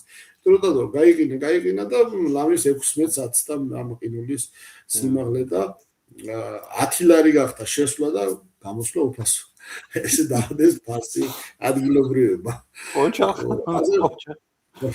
დუხობორების სოფელშიც უკვე 10 ლარი გახდა შესვლა, უბრალოდ ეზოში შედიხარ ფაქტიურად, როცა რომ აქამდე უფასო, კერძო საკუთრებაა და სხვა ფასი გიშვებს. შეიძლება ახლა მე მართლა შემიძლია ვთქვა, რომ ფლორენციაში, ვენეციაშიც მათ შორის და განსაკუთრებით უნგრეთში, ბევრგან, ჩეხეთში ყველგან უფასო შესულან სხვადასხვა მთავარი საკუთით, აქ უფასოდ ვერ შეხვდით. ხო ხოთაშური საინტერესო ფაქტი რა არის ახლა რადგან იტალია ვახსენეთ ზოგადად მე ახლა ხშირად მიწევს ხოლმე და რას ვაკვირდები იცი რომ შიდა ტურიზმი არის მე მგონი წამყვანი იტალიაში ვერ ნახავ რა თქმა უნდა გერმანელები ფრანგები სხვები ამერიკელები ძალიან მაგრამ ძირითად მასას ახლა მე ვეზუვიზე რო ვიყავი პატარა სოფლებში რო დავდივარ თქვა და ყველა პატარა სოფელში მოგიხსენება იქ საოცრებები ხდება ულამაზესი ტაძრები და ისინი 80% არიან თვითონ იტალიელები. ანუ შიდა ტურიზმი არის ძალიან კარგად განვითარებული და ძირითადად ბავშვები დაყავთ, სხვადასხვა ასაკის სკოლის მოსწავლეები, ხანში შესული ადამიანები ჯგუფებად დადიან. აი ეს კულტურა ჩვენში ჯერჯერობით არ არის. ეხლა რითი არის ეს გამოწვეული, რომ თქვა არ არის სერვისები, საამისო, თქვა იგივე გომარეთში ხანში შესული ხალხის რო შეკრიბო შენ და წაიყვანო, ალბათ იქ ვერსად ვერ მოასვენებ, თქვა რაღაცა რომ მოხდეს, შეიძლება დახმარება ვერ გაუწიო. აი ეს ინფრასტრუქტურა რო განვითარდეს, ალბათ ჩვენში შიდა ტურიზმი, იმიტომ რომ საოცრებები ხდება ახლა. საქართველოში იგივე თბილისიდან 1 საათის მანძილზე სავალ დიამეტრში უამრავი საოცრების ნახვა შეიძლება, ხო, სულ არ არის საჭირო წახვიდე სადღაცა ისეთ ადგილას, სადაც ძალიან ძვირი დაგიჯდება წასვლა. აი ხა ჩემი მეგობრები არიან, რომლებმაც ჩემთან ინტერვიუ გააკეთეს, სამშვილდეზე ვიყავით. წარმოდგენა არ გქონდათ, რომ ესეთი ადგილი არსებობს. მე მეკითხა, რომ იქნება კიდე ვინმეს თანო და მე ვთხარი, ესე ვაშლოვანი არის მეთქი ჩემი. მეც დამიკავშირდეს სხვათა შორის ის. ხო რა, ხო. ჩემი სახელით ხო არა, თუ თვითონ თავი. კი, ხო და კომუნიკაციას. ხო და იმათ ვთხარი, მე ვთხარი, ესე ვაშლოვანი არსებობს, იქ არის თემო პოპიაშვილი, საოცარი პიროვნება, რომელიც დაუკავშირე ფანტასტიკური ბიჭი, ხო. ხონდა მასთანაც ინტერვიუ და წასულან როგორც ჩანს, იმიტომ რომ დღეს ვნახე სტორი დადეს, რომ იყვნენ იქა და იმასაც წარმოდგენა არ მე ვთხარი, სხვა პლანეტაზე მოხვდებით უბრალოდ. აი 2 საათის შემდეგ თქვენ იქნებით სხვა პლანეტაზე, იქ საქართველოა თუ არ ვერ დაიჯერებთ, რომ საქართველოა თუ რა. ასეთი ადგილები უამრავი გვაქვს და უბრალოდ ვზივართ სახლებში, პარასკევი, შაბათი, კვირა, არ ვიცით რა გავაკეთოთ. დავიდეთ ხინკალი ვჭამოთ, ლუდი დავლიოთ თუ მოვიკიდოთ ზურგჩამთა და იმ ფულად რაც ეხლა ჯდება ხინკალი და ლუდი, იმ ფულად სამჯერ წავიდეთ და წამოვიდეთ. თქვა იგივე ვაშლოვანში, იგივე გომარეთში, იგივე დმანისში. კი ბატონო, აი ხა ვიტყვი ერთ ფრაზას, ბოლო 2 თვის განმავლობაში მე რამოდენიმე სახელმწიფოში მოგიწია ვიზიტი რამოდენიმე ქვეყანაში, როცა რომ აქ ადგილზე მქონდა მცდელობა, სურვილი, სხვადასხვა იგივე ვაშლონის ან სხვა რაღაც ობიექტების მონახულება და იქ გამოხმაურება და ინტერესი მათი ვიზიტორების, ვინც თქვა სხვაგან და სხვაგან წამოხვა, უფრო ნაკლები იყო. ანუ ეს ცნობიერებაში ფიქსირდება და ზოგი თავიანთ ქვეყანას იმდენად არ აფიქსირებს, როგორც უფრო სხვა ქვეყანა გონია უფრო გამორჩეული და ეგზოტიკური. ჩვენ ყველაფერი გვაქვს და აი ხა იგივე დმანისის მუნიციპალიტეტის ტერიტორიაზე ჩვენ რომ აი ჩავატაროთ ერთგვარი ტესტი ან თქვათ რაღაცა მაგალითი ავიღოთ. სკოლები, საჯარო სკოლების უმრავლესობა არ წამოვა დმანისის მუნიციპალიტეტში, გომარეთში არ წამოხვება და სამაგიეროდ წამოხვება კაპადოკიაში, თქვათ, რაღაცა ანტალიაში ან თქვათ იგივე ფლორენციაში და რასაკვირველია ისიც მნიშვნელოვანია, მაგრამ ხო, იმას თავისი ადგილი აქვს, მაგრამ მე ზაგერგა ყურიზირში, ზაგერგია, დილით წახვიდე, საღამოს ჩამოხვიდე, ხო? ჩვენ ახლა განსაკუთრებით აი რამოდენიმე კერძო სკოლა და რამოდენიმე ეკოკლუბი დავხავს ხოლმე და აი გაგიჟებულები აი დმანისშიც მაგალითად ამ პროექტის მაგლებში ჩვენ პირველი კლასიკური სკოლა გიმნაზიის ჯგუფი ხვავდა, ეკოკლუბის ჯგუფი ხვავდა და იმდენად ბევრი რაღაც დეტალი დაინახეს, რომ მათმა მე ეს ასახეს თავიანთ სხვადასხვა აქტივობებში და სხვანაირად დაინახეს. იგივე ოროზმაში ცხავდა და გომარეთიც ვაჩვენეთ და იქ კიდე სხვადასხვა ციხესიმაგრეებიც ნახეს და ასე რომ ეს ნამდვილად მნიშვნელოვანი ნაწილია და ხშირად არის ხოლმე ესე რომ აი მართლაც ხა დმანისი უფრო ადვილად სანახავია ვიდრე შეიძლება თუშეთი. არა მე ამ თუშეთს არ ვაკნინებ რა თუშეთში 3 თვე შეიძლება ახვიდე და დმანისში 12 თვე შეგიძლია ზამთარშიც მიხვიდე და ბიუჯეტურიც არის ხა თუშეთის ფასი შეიძლება თურქეთის ფას უტოლდება და დმანისის მონახულება და თან უკვე დმანისში ბევრი საინტერესო ნელ-ნელა უკვე მაღაზია რაღაცა რესტორანია კვების ობიექტია და ახლოს არის საერთოდ დმანისიდან წამოვიღე უგემრიელესი პური და სვანური მარილი, რომელიც დღემდე მაქვს გერმანიაში ვიყენებ ძალიან გამოზონგილად. ჩვენები ასე მასტერკლასსაც ატარებენ და სვანურ მარილსაც და არის უკვე ესეთი რაღაცები. გემრიელესი იყო, აი მათ შორის სხვათა შორის ძალიან საინტერესოდ აღნიშნავენ ლამპრობასაც. აი ხა მაგალითად ძალიან კარგია მესტიაში წასვლა, მაგრამ ხა მესტიაში ხშირად ვერ იტევს ხოლმე ვიზიტორების რაოდენობას ლამპრობის დროს და მესტიაში 3 დღიანი ლამპრობის ნაცვლად ერთდღიანი ლამპრობა დმანის შეიძლება უფრო საინტერესოც იყოს და არანაკლებ მნიშვნელოვანი. მე კიდევ რამოდენიმე სოფელზე გავაგზავნებ საუბარს, ეხა გომარეთთან ახლოს არის მამულო. მამულასაც ეძახიან, მაგრამ მამულო ეხა თვითონ ეს სახელწოდება მამული ჩემი აზრით ძალიან ისეთ მნიშვნელოვან სიტყვას წარმოადგენს. მამული ენასარწმუნოება თქვა პირველი ილიამ ხომ საუნჯეთა შორის და ამ სოფელში არის თვითონ სოფლის ტერიტორიაზე ძალიან ბევრი გამორჩეული ობიექტი არის. ძალიან ბევრი მეგალითიც გვაქვს ამ ტერიტორიაზე და აი მამულას მიმდებარე ტერიტორიაზე შეგვიძლია ვთქვათ, რომ აი ვახუშტის რუკას თუ გადავხედავთ იგივე 17-18 საუკუნის სხვადასხვა ცნობებს გადავხედავთ, დაახლოებით 10 სოფელი იყო. 10 საკმაოდ დიდი სოფელი და ეს სოფლები სამწუხაროდ ზოგი შემოსევები, ზოგი სხვადასხვა მიზეზების გამო დღეს აღარ ფიქსირდება და იქ ნასახლარებიც კი ამ 10 სოფლის ტერიტორიაზე მაგალითად ერთ-ერთი არის რევაზას შენი, ესეც სახელწოდება არის, ეკლესიაც არის დღემდე მოღწეული და ძალიან ისეთი აი ზუსტად ქვემოდან ბედიანიდან ამოსასვლელი გზა რაც არის და რაც შემოდის გომარეთის ტერიტორიაზე, გზაზე ახლოსში მდებარეობს ეს. ყველაზე შორი და შედარებით მოშორებულ ტერიტორიაზე მდებარე არის სოფელი ქცია. ქცია პირდაპირ ქციას ხეობაში მდებარეობს. ეს სოფელიც არ არის ისტორიული. ეს სოფელი ფაქტიურად გაშენდა მაშინ, როდესაც მდინარე ქციას ხეობაში გაკეთდა ხრამ 2 ჰესი. ანუ ფაქტიურად ხრამ 2-ის ჰიდროელექტროსადგურის კვანძის ტერიტორიაზე, სისტემის ტერიტორიაზე არის ეს დასახლება. არც თუ ისე დიდი დასახლება არის, ახლა ბოლო დროინდელი ინფორმაციით სადღაც 70 ადამიანამდე ცხოვრობს ამ დასახლებაში. და ეს გარკვეული პერიოდის განმავლობაში სხვა სახელით იყო ცნობილი. ამ ტერიტორიაზე არის ასევე ძველი ტაძრები, დღეს ახლა ერთ-ერთ ტაძარს მამათა მონასტერია და საკმაოდ დიდი კომპლექსია. უფრო ძველ, აი მე-19 საუკუნე, მე-20 საუკუნეში ამ ტერიტორიაზე ერქვა სახელი ჩათახი. ჩათახის წყალიც არის აქ დაფიქსირებული. და შესაბამისად მე უკვე როცა ამ ტერიტორიაზე მოსახლეები დასახლდნენ, ქცია ეწოდა და ფაქტიურად ეს სოფელი თვითონ ცენტრიდან არის დაშორებული 42 კილომეტრით და მაინც ყველაზე შორს მდებარე. ხო, რაღაცა უფრო წალკის მეგონა მე კი, ეს ქცია აი დიდი ხნის განმავლობაში ეკუთვნოდა წალკას. წალკასთან ახლოს არის, ან ამ ქციიდან წალკაში იქვე არის ბედიანიდან არის 3 კილომეტრში. კი, ბედიანი. რატო გომარეთის თემში როგორ შეიყვანეს, რატო შეიყვანეს, ვინ იყო ამის ავტორი, როდის შევიდა?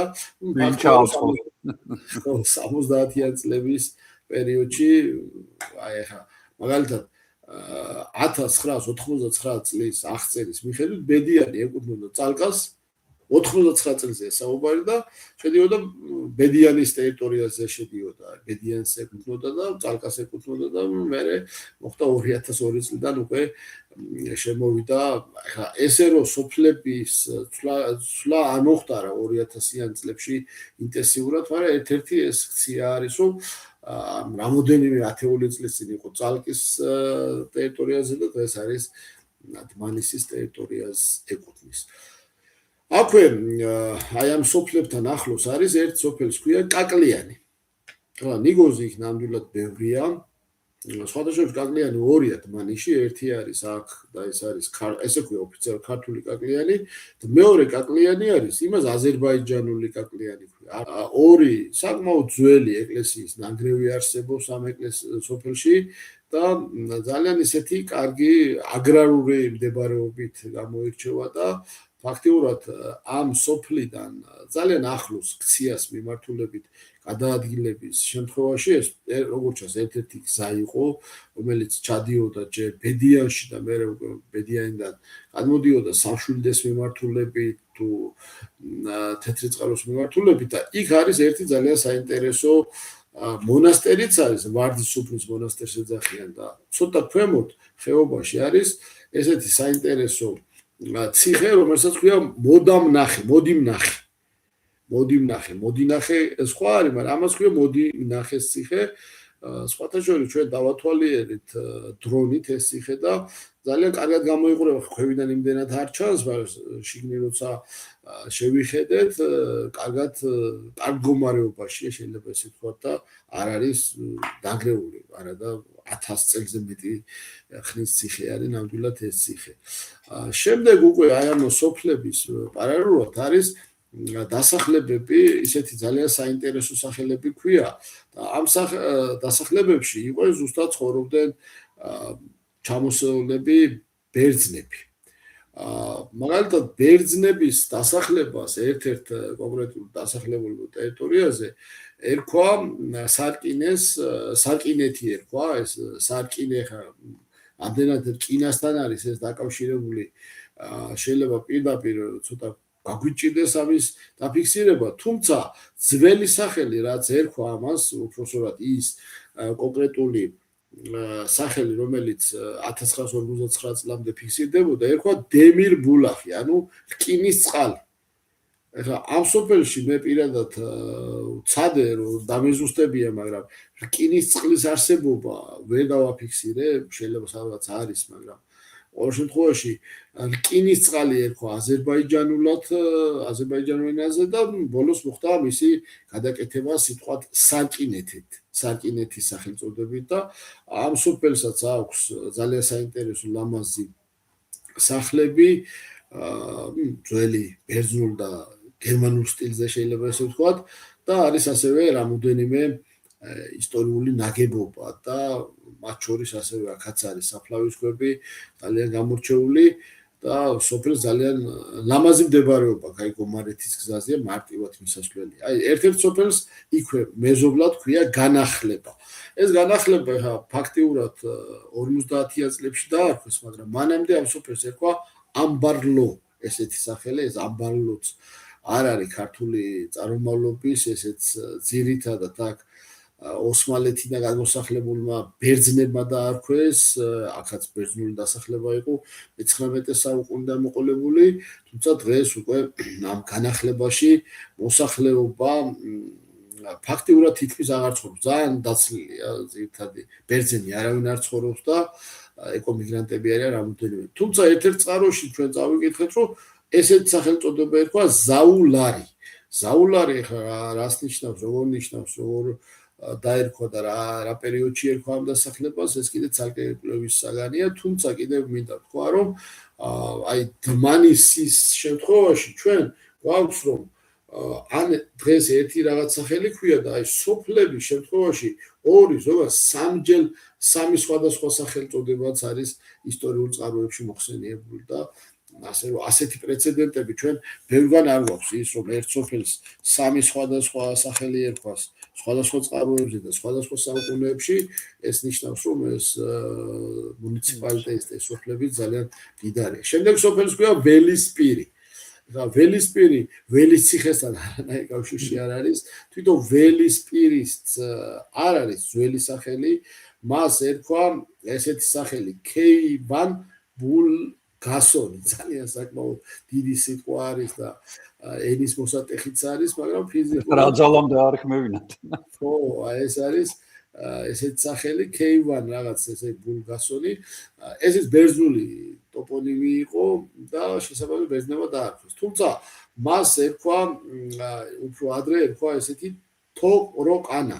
თოყროყანა მაინც უკავშირდება და ჩვენ ეს სიტყვას გავშიფრეთ თევზჭერასთან არის დაკავშირებული და მართლაც როგორც ჩანს აქ პატარ-პატარა ტბები იყო, აი ამ ველისპირიდან, ამ თოყროყანადან, ისტორიულ თოყროყანადან ასევე გადადის გზა ზუსტად იმ 6 ტბასთან, გომარეთის გომარეთის ტბებთან და შესაძლოა იქაც იჭერდნენ თევზს და შეიძლება თევზის ჭერასთან და რაღაც არ არის გამორიცხული ეს გზა იყო ერთ-ერთი საქარავნე გზა, ცნობილი ამბავია და შეიძლება თევზითაც უმასპინძლებოდნენ და თევზთან იყო დაკავშირებული ეს დასახლება და დღეს ველისპირი ქვია და თევზის სახელწოდება აღარ ფიქსირდება. ჩვენ აქ აი ზუსტად ამ სოფელში ნახეთ, რომ ძალიან ბევრი ბერძენი იყო ჩამოსული, უფრო მეტი იყვნენ რუსეთიდან ჩამოსული და ძირითადად 2 აგვისტოს ილიაობას ესე ეძახდნენ ისინიც აღნიშნავდნენ რაღაც ტრადიციულად.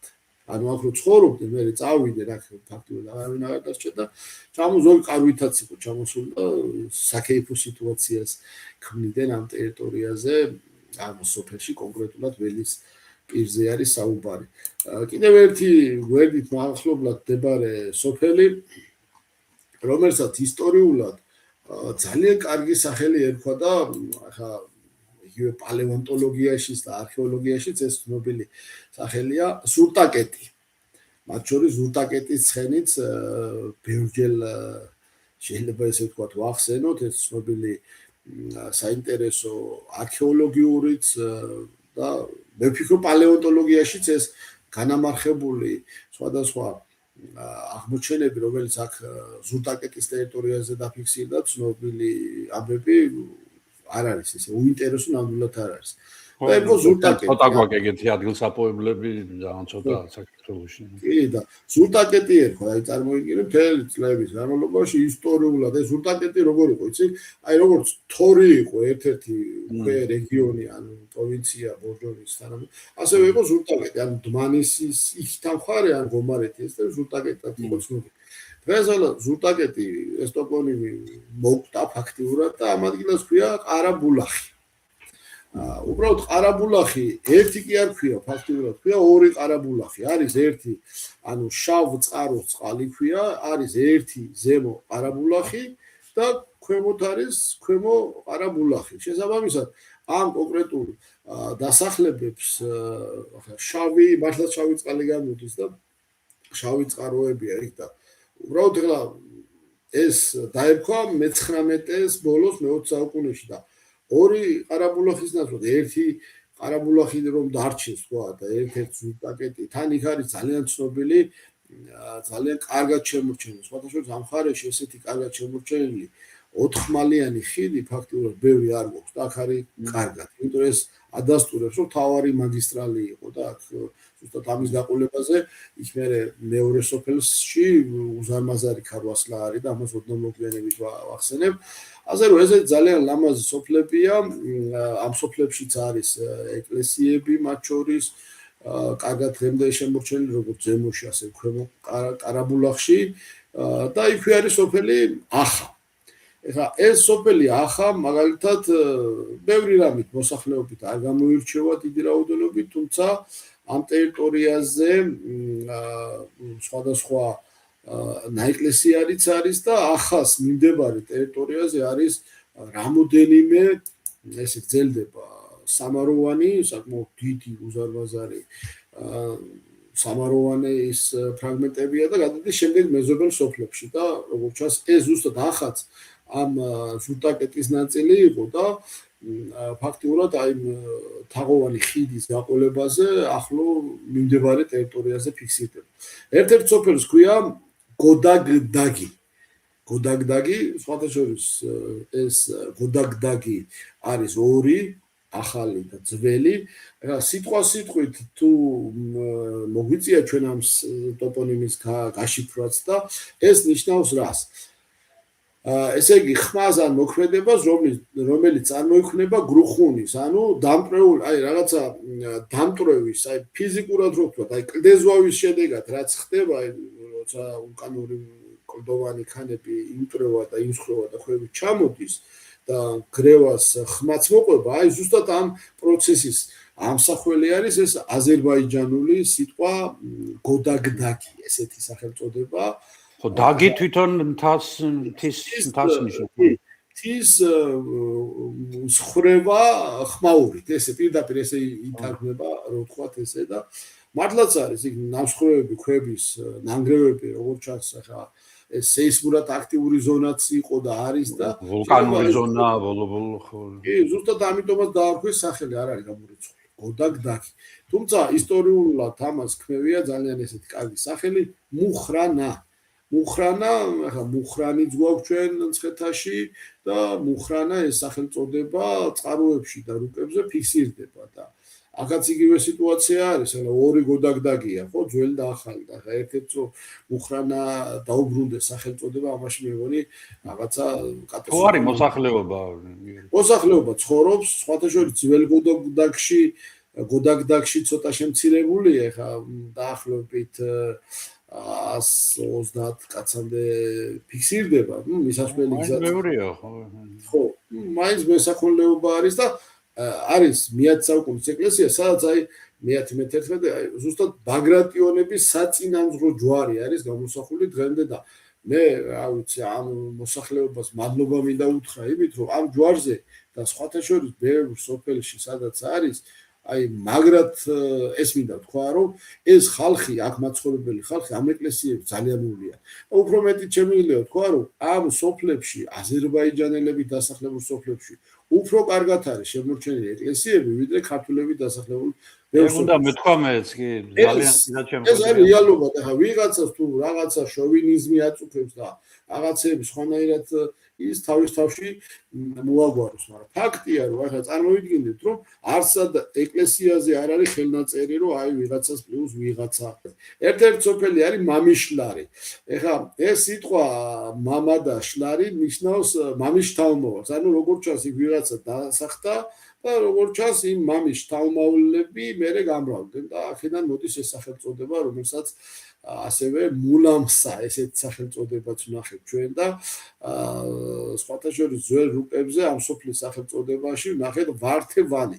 ხა ეს ვართევანი რამდენად ქართული იყო თუ არა ქართული იყო ეს სხვა თემა არის, მაგრამ კი ბატონო, ამ ტერიტორიაზე ცოტა უცნაური ის არის რომ დმანისის მუნიციპალიტეტი აი ამ ხელა უზარმაზარ ტერიტორიას სოფები ესაზღვრებიან, სომხეთის რესპუბლიკა ესაზღვრება და ძირითადად დასახლებები მაინც აზერბაიჯანულია უფრო მეტად.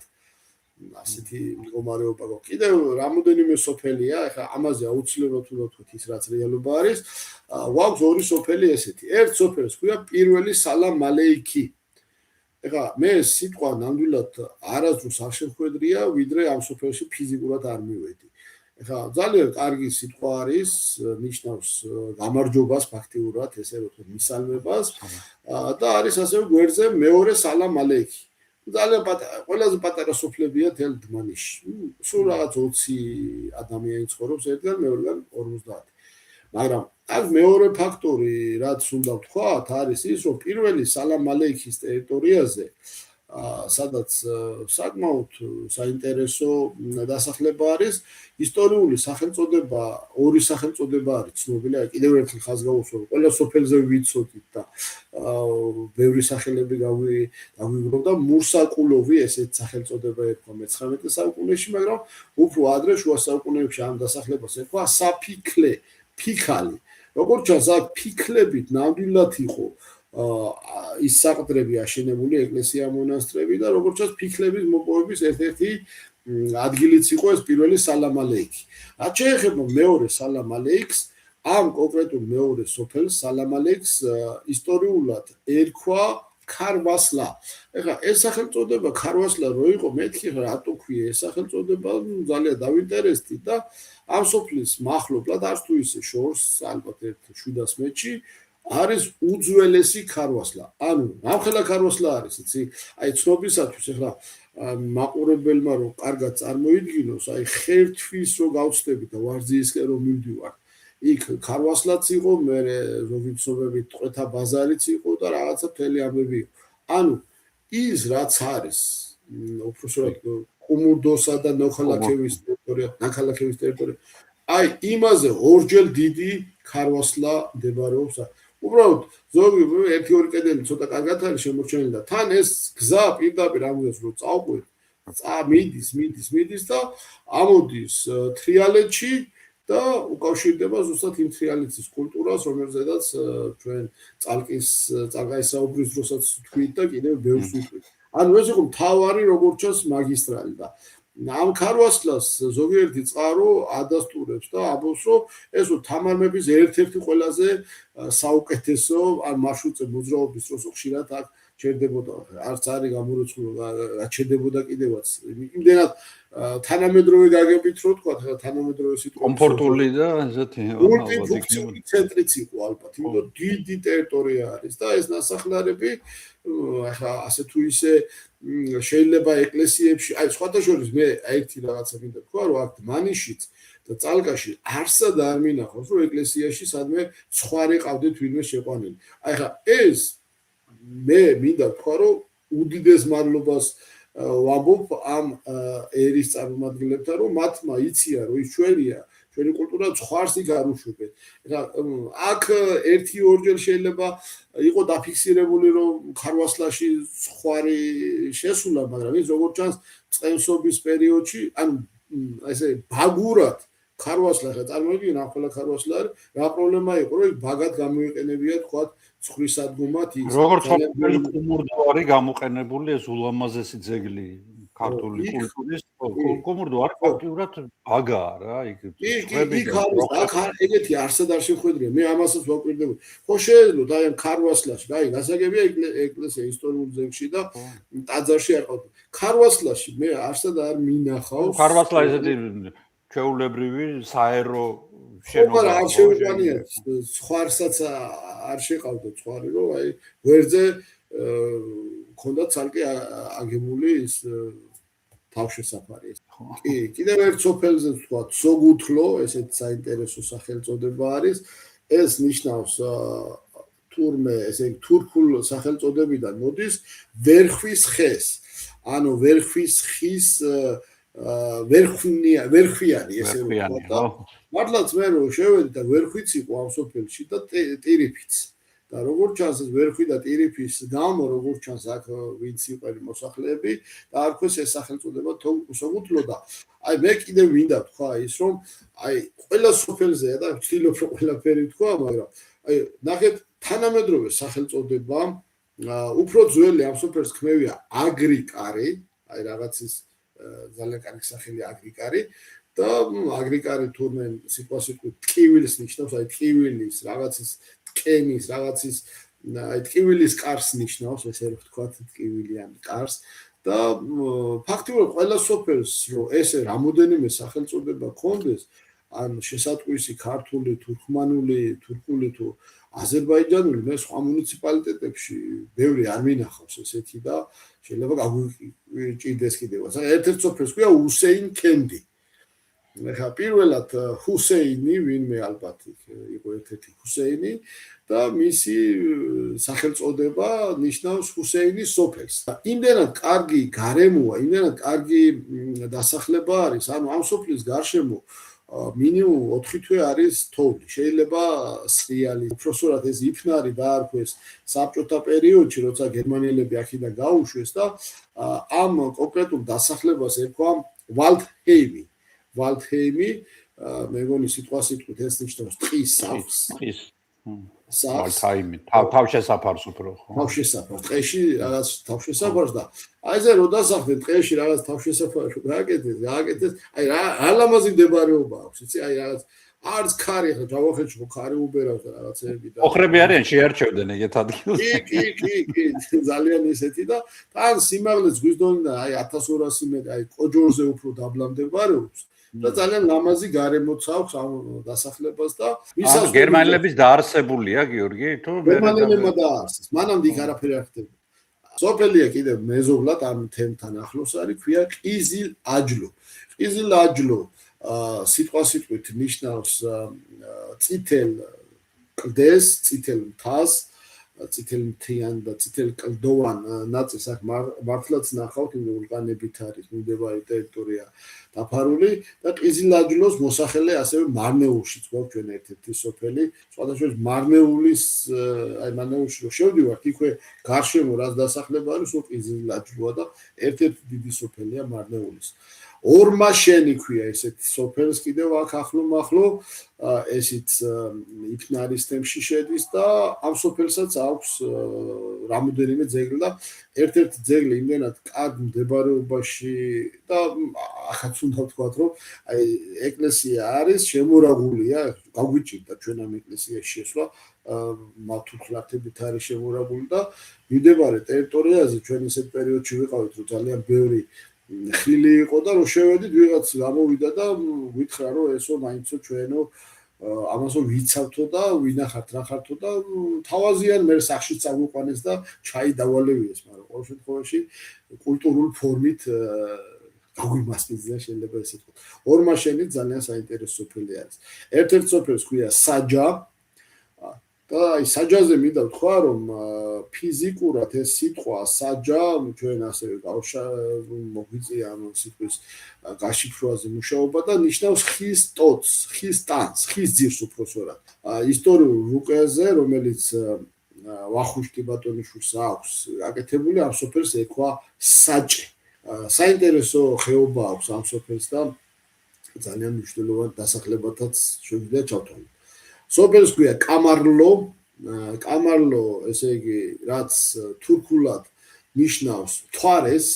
ეხლა ბუსუკალა ალაციხია და პირდაპირ რომ თარგმნოთ არის რომ ციხეში ამ ციხის ტერიტორიაზე წყლის არსებობა და რამხელა მეგალითური ციხია იცი ანუ თან გზიდან ძალიან ახლოს მდებარეობს და ალბათ ერთ-ერთი მასშტაბური ციხეც იყო ეს თავის დროზე გვერდზე არის კიდევ ერთი სოფელი რომელსაც შეიძლება ტოპონიმით თავდაპირველად რაღაცა არ ჩანდეს ისეთი შახმალო მაგრამ ეს უკავშირდება გვარს და ასე უკავშირდება სახალხს. აი აზერბაიჯანში მაგალითად შახმარი ესეთ სახელწოდება არის და შესაძლოა იქიდან მოდის ეს.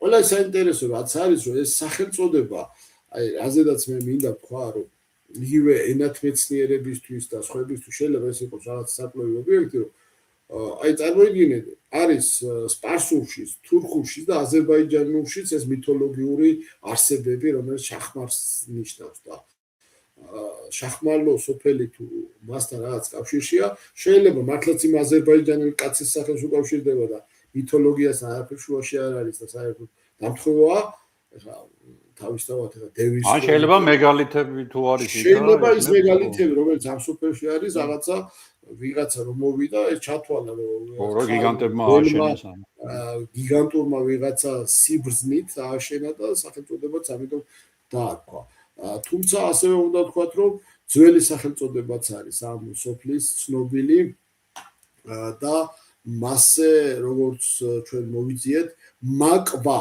ესეთი სახელწოდება მაკვა ქართულ სახელწოდებად არის მიჩნეული იყო ამ ტერიტორიაზე. ამ სოფლის მახლობლად მაშავერას ხეობაში არის ეკლესია და საკმაოდ საინტერესო არის და მე ვიტყვი რომ ალბათ ერთ-ერთი საინტერესოსთან ერთად სანახავი ძეგლიც არის ქოროღლის ეკლესია. საკმაოდ აი კლდეში ნაკვეთი ძალიან კარგი ეკლესიაა. ამ ეკლესიის შესახებ არსებობს ცნობები, რომ ეს სადღაც აი არაბების შემოსევამდეც არსებობდა და ძალიან მნიშვნელოვან ადგილას მდებარეობს და აქ არის წარწერებიც, რომელიც გაშიფრულიც არის ამ ეკლესიის. ასე რომ სოფლიდან კი არის ეს მოშორებით დაახლოებით 3 კილომეტრის ხეობაში არის, მაგრამ აი შახმალოსთან ეს ეკლესია ტერიტორიულად მას ეკუთვნის, სოფლის ტერიტორიას ეკუთვნის. ასევე ამ სოფელთან ახლოს არის იაღუფლო. ეხლა იაღუფლო მაგალითად იმდენად საინტერესოა, რომ ამ სოფლის ტერიტორიაზე ბევრი სხვადასხვა არტეფაქტი იქნა ნანახი მათ შორის სკოლის ეკლესიაზე მუშაობის დროს და ზუსტად ამ იაღუფლოში ერთ-ერთი ძალიან მნიშვნელოვანი სარკოფაგი აქვს ბატონ ჯუბერ კოპალიას ნანახი, რომელიც დღეს მუზეუმში, დმანისის მუზეუმში არის გაუფენილი და თუ ვინმე დმანისში მოხვდება, ეს მუზეუმიც ნახოს და ეს უნიკალური, აი მასიური ესეთი გამოკვეთილი ვულკანურ გარში გაკეთებული აკლდამა არის და ერთ-ერთი რა ვიცი საოცარი. ასე რომ იაკობლოში ასევე არის წყალსაცავი, ძალიან ესეთი ლამაზი წყალსაცავი არის. ბოლოს მოხდა მისი აღდგენა საირიგაციო მნიშვნელობით და აი წყალსაცავის გარშემო იმდენად ლამაზი გარემოა, რომ რა ვიცი ზაფხულში თვითნებურათაც და ორგანიზებულათაც ადგილობრივები ხშირად იკრიბებიან ხოლმე და პერსპექტიულ ადგილს ნამდვილად წარმოადგენს. ამხელა წყალსაცავი საკმაოდ დიდი წყალსაცავი სიგრძეში შეიძლება ვთქვათ კილომეტრი ნახევარზე მეტი იყოს, სიგანეშიც ამდენი და დიდი რესურსია, თუმცა ხა ის ირიგაციას ეკუთვნის და მასზე რაღაც აქტივობები ცოტა განყოფილ სტანდარტებში უნდა იყოს, მაგრამ ყოველ შემთხვევაში ეს რესურსი არსებობს და ძალიან საინტერესო დასახლება არის იახუბლო. ასევე როგორც აქ არის წყალსაცავი, გვერდით მეზობელ სოფელსაც პანტიანსაც აქვს წყალსაცავი, პანტიანი საქართველოში რამოდენიმე, მათ შორის ერთი თბილისთან ახლოსაც არის. სოფელი პანტიანი ძალიან ესეთი არ მოთლო ერქვა ამას 55-იან წლებში და შემდეგ უკვე როდესაც ბევრ სოფელს შეუცვალეს, აი ამ პერიოდში ბევრ სოფელს შეუცვალეს სახელი დაარქვეს პანტიანი და ამავე დროს დაიწყო მერე წყალსაცავის შექმნა და დღეს საკმაოდ დიდი წყალსაცავი არის, რომელიც ძირითადად მაშავერასწყლით სარგებლობს და განსაკუთრებით საინტერესო წყალსაცავს წარმოადგენს. აი ოროზმანიდან მაკეთკენ გადასასვლელი. კი. გზაზე არის ყორღანები არის ძალიან ძალიან ბევრი არის. ძალიან ბევრი ხო. გზაზევე აი ჩვეულებრივ მიდიხარ აი ღიაცის ქვეშ არქეოლოგიურ მუზეუმში, ხელუხლებელ მუზეუმში. თავის აქციული კამერებით თავისი საოცრებაა. დაგვჭა კიდე ჩვენ რამოდენიმე ათეული სოფელი და მინდა რომ ყველაზე მოკლედ მაინც თქვა. ერთ-ერთი არის შინდლარი, ესეთი საინტერესო სოფელია, რომელიც რომ გავშიფრეთ ჩვენ მივიღეთ ესეთი საინტერესო სიტყვა, ხელოსანს ნიშნავს თუნდაც. ხელოსანი, რომელიც სახურავის ფიცარს ამზადებს. ანუ ესეთი სახურავის ფიცრების დამზადებელი ადამიანების ალბათ დასახლება იყო და ამ სოფელს, რომელიც დვანისთან ძალიან ახლოს მდებარეობს, ისტორიულ წარსულში ერქვა ასევე ლუკუმი და ლუკუმისთაც არსებობს, ამ ლუკუმისთაზე ასევე უძველესი ეს ლუკუმი ქვია, იმიტომ ლუკა მახარებლის ეკლესია იყო და შესაბამისად იქიდან გადმოვიდა ეს სახელწოდება და ძალიან ისეთი თვითონ ამ შინდლარშიც არის ძალიან კარგი ძველი ნაგებობა, ეკლესია, რომელიც ასევე ნამდვილად კარგად გამოიყურება დღეისთვის. პატარა დმანისი ცნობისათვის რომ ვიცოდეთ და ახლა მაყურებელმა განსაკუთრებით ყურადღება რომ გამახვილოს, არის ის სოფელი, სადაც არის დმანისის ნაქალაქარი და სადაც ეს მსოფლიო მნიშვნელობის ექსპონატი ზეზვა და მზიას გარდა ამისა საოცარი კომპლექსია თვითონ მუზეუმ ნაქალაქარი და მუზეუმ ნაკრძალი, ეს მთლიანად ისტორიული ძეგლი. ეს იყო აი ცნობისათვის ერთ-ერთი უძველესი ქალაქი, რომელიც სამწუხაროდ ამ ინტენსიურ შემოსავლაში სავაჭრო გზებზე ერთ-ერთი მთავარი ქალაქი იყო. უდიდესი ქალაქი იყო ქართული, ვინც კი როდესაც ოდესმე ვინმეს აუშენებია. ეხლა აქ ახლო ამ თემში არის ასევე სოფელი ბოსლები, ეს ბოსლები როგორც ჩანს აქ სხვადასხვა დატვირთვით იყო თავის დროზე, დღეს საკმაოდ დიდი, საკმაოდ კარგი მოსახლეობის რაოდენობით დიდი სოფელი არის. ძლიერი სოფელია, კი. ძლიერი სოფელია და მოსახლეობის რაოდენობაც არ მცირდება და მთლიან მოსახლეობა 100% ქართველები ცხოვრობენ. ახლოში არის სოფელი ვარდისუბანი, ეს სოფელი ვარდისუბანი ასევე გვაქვს ყაზბეგშიც, ლაგოდეხშიც და ესეც ძირითადად გზაზე მდებარე დასახლება ისტორიული ძეგლებიც აქვს ამ სოფელს. შემდეგ თემზე ვთქვათ ორიოდე სიტყვა ეს არის განთიადი. განთიადი ფიზიკურად ჩვენ საქართველოში ზესტაფონშიც გვაქვს დაბა ასევე აფხაზეთის საზღვარზე. კი ბატონო და განთიადში ერთი მნიშვნელოვანი აქაც განსაკუთრებით მნიშვნელოვანი არის რომ ნაგზაური ქვია ესეთი ადგილი ქვია ნაგზაური და ამ ნაგზაურზე სამი ეკლესია აღმოაჩინა ბატონმა ჯუბერ ყოპალიანმა თავისი ბოლოდროინდელი არქეოლოგიური გათხრებით და გზაზევე მიდიხარ და გზის პირას შეიძლება ეს ისტორიული კომპლექსი ნახოს ვიზიტორმა. ესეც ძალიან საინტერესო სოფელია. გვერდზე ამ სოფელს ესაზღვრება კიდევ ერთი ძალიან საინტერესო სოფელი ეს არის ჯავახი, ანუ ჯავახები ცხოვრობენ და ამიტომაც ქვია როგორც ჩანს ჯავახი, თუმცა ამ სოფელს ადრე ერქვა მიჯა, ანუ მიჯრით დასახლება იყო როგორც ჩანს და ამიტომ დაერქვა ეს მიჯა. ორ შემთხვევაში ესე არის ერთ-ერთი ვერსიით ახსნილი.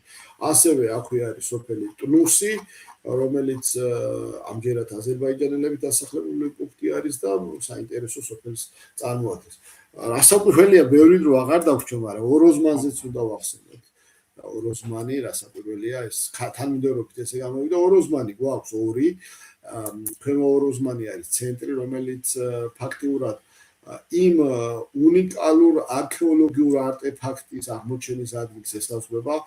ფაქტიურად მას ქვია ოროზმანის არქეოლოგიური ძეგლი, მაგრამ ის ოროზმანისა და დმანისის, ქალაქ დმანისის საზღვარზე მდებარეობს და ძალიან ლამაზი და გამორჩეული გარემო არის ეს ადგილი ამ გათხრების შესახებ. ფაქტიურად რომელიც 1986 წელს აქ რაღაც პატარა ფაქტები იყო, მაგრამ ის არ იყო, რაც ბოლოს დაფიქსირდა და თან განსაკუთრებით ბატონი გიორგი ბიძინაშვილი ალბათ ამ ხრივ ძალიან უნიკალურ მასალებს ყოველ წლიურად კიდევ იპოვის მეტი მაქვს აუცილებლად.